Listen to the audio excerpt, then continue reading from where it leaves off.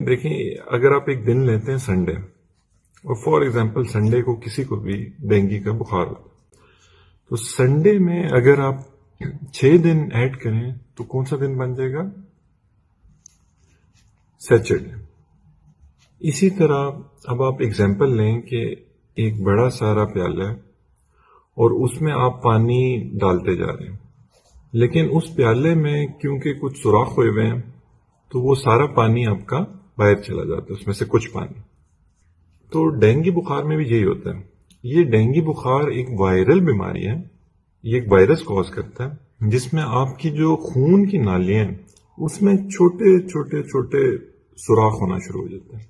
جب یہ چھوٹے چھوٹے سوراخ ہونا شروع ہو جاتے ہیں آپ کی خون کی نالیوں میں، تو ان میں سے سب سے پہلے جو چیز باہر آنا شروع ہوتی ہے وہ خون کا سب سے چھوٹا حصہ ہوتا ہے۔ تو وہ کیا ہوتا ہے؟ پلیٹلیٹس۔ تو کیونکہ پلیٹلیٹس باہر آنا شروع ہو جاتے ہیں اس لیے پلیٹلیٹس آپ کے کم ہونا شروع ہو جائیں گے۔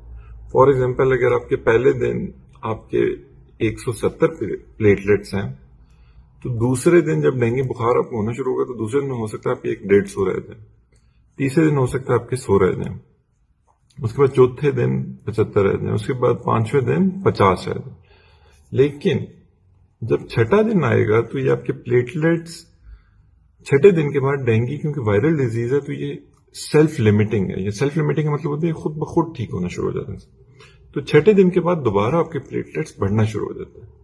لیکن کیونکہ لوگ اس دوران کوئی پتے کھا رہا ہوتا ہے، کوئی کچھ کھا رہا ہوتا ہے، ٹوٹکے کھا رہے ہوتے ہیں، تو ان کو یہ لگتا ہے کہ شاید یہ پتے کھانے سے یا ان ٹوٹکوں سے یہ پلیٹلیٹس بڑھ رہے ہیں، جبکہ ایسی بات نہیں ہے۔ ڈینگی کے بخار ہونے کے چھٹے دن وہ خود بخود بہتری کی طرف پیشنٹ مائل ہونا شروع ہو جاتے ہیں۔ اچھا، اب دیکھیں اگر خون کی نالی میں سوراخ ہو رہے ہیں چھوٹے چھوٹے، اور سب سے خون کا چھوٹا کلیہ جو ان سے تھا پلیٹلیٹس، وہ تو باہر آ گیا، ساتھ کیا چیز باہر آنا شروع ہو جائے گی؟ ساتھ آپ کی باہر آنا شروع ہو جائے گی واٹر یا پانی۔ اب لوگ کیا کرتے ہیں کہ لوگ اپنا تمام فوکس رکھ دیتے ہیں پلیٹلیٹس پہ، جبکہ اصل جو آپ کا فوکس ہونا چاہیے وہ ہونا چاہیے واٹر پہ، کیونکہ یہ سب سے ڈینجرس چیز ہے۔ دیکھیں اگر آپ کے پلیٹلیٹس خون میں کم ہو بھی جائیں نا تو اس سے کوئی فرق اس طرح نہیں پڑ رہا ہوگا کہ آپ کے جسم پورے میں کہیں پہ بھی خون نہیں نکل رہا، تو یہ ان کی کمی آپ کو کوئی کسی طرح تنگ نہیں کرے گی۔ لیکن اگر آپ کا پانی، کیونکہ وہ جب باہر آنا شروع ہوگا اور آپ ڈی ہائیڈریشن میں چلے جائیں گے، تو اب کیا ہوگا کہ آپ کے پورے جسم میں چھوٹے چھوٹے السرز بننا شروع ہو جائیں گے، اور اب کیونکہ وہ السرز بنیں گے تو تب پلیٹلیٹس کم ہونے کی وجہ سے بہت زیادہ بلیڈنگ ہوگی۔ اب اس کے بعد جو اگلا چیز جو ہمیں سمجھنی چاہیے اس میں وہ یہ ہے کہ دیکھیں اگر ایک خون کی نالی ہے اور اس میں سے پلیٹلیٹس باہر آ رہے ہیں اور پانی باہر آ رہا ہے، تو اس کو ہم کس طرح مانیٹر کریں گے؟ پلیٹلیٹس کا تو آپ کو پتا ہے کہ آپ سمپل اس میں بلڈ سی پی کرا لیں گے، لیکن جو آپ کا پانی باہر آ رہا ہے اس کو آپ کس طرح مانیٹر کریں گے؟ اس میں سب سے پہلے آپ اس کا بلڈ پریشر دیکھتے رہیں گے پیشنٹ کا، کہ وہ تو نہیں، اس میں تو نہیں فلکچویشنز آ رہی، وہ ایک اسٹیٹ آف شاک میں تو نہیں جا رہا۔ پھر آپ سائنس آف ڈی ہائیڈریشن دیکھیں گے پیشنٹ پہ، کہ پیشنٹ کسی طرح بھی سائنس آف ڈی ہائیڈریشن میں تو نہیں جا رہا۔ اس میں one of the biggest science is urination, کہ اگر پیشنٹ پیشاب کرتا رہ رہا ہے تو تب اس کا مطلب ہے کہ پیشنٹ کی باڈی ٹھیک ہے، وہ ابھی تک اس طرح ڈی ہائیڈریٹ نہیں ہوئی۔ ڈینجر سائن تب ہوگا کہ اگر اس کی یورینیشن اس کو آنا بند ہو جائے، یا اس کا کلر جو سا ہے وہ بہت ڈارک ہو جائے، اور خاص طور پہ اگر وہ بند ہو جائے تو یہ ایک بہت بڑا ڈینجر سائن ہوگا۔ پھر ہم پلس پریشر کو بھی دیکھتے ہیں، یہ بھی اگر ڈی ہائیڈریشن میں پیشنٹ جا رہا ہوگا تو یہ بھی اس کی خراب ہونا شروع ہو جائے گی۔ ساتھ ساتھ ہم واٹر کو، کہ وہ جو باہر اسکیپ کر رہی ہے اس کو دیکھنے کے لیے کہ وہ کن کن کمپارٹمنٹس میں جا رہی ہے، تو ہم الٹرا ساؤنڈ بھی اس پیشنٹ کے کراتے جائیں گے۔ اب ڈینگی کا ایک ہی ٹیسٹ ہے جو ڈینگی اسپیسیفک ٹیسٹ ہے، DS1 جسے آپ کہتے ہیں، یہ اب پہلے دن سے ڈینگی کے پازیٹیو ہو جاتا ہے، اور یہی سب سے یوزفل ٹیسٹ ہے، کیونکہ باقی تمام ٹیسٹ ڈینگی ہونے کے کچھ عرصے بعد پازیٹیو ہوتے ہیں۔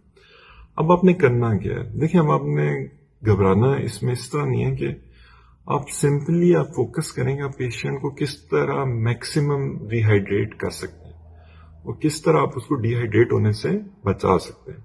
یہ آپ کا سب سے امپورٹنٹ پوائنٹ ہے، کیونکہ اگر آپ اس کو ڈی ہائیڈریٹ نہیں ہونے دیں گے تو اس کو السر نہیں بنیں گے، السر نہیں بنیں گے تو اس کے بلیڈنگ پوائنٹس نہیں ہونا شروع ہو جائیں گے، اور اگر اس کی بلیڈنگ نہیں شروع ہو جائے گی پورے باڈی میں، تب یہ جو پلیٹلیٹس کم ہو بھی رہے ہیں اس سے کچھ مسئلہ نہیں ہوگا۔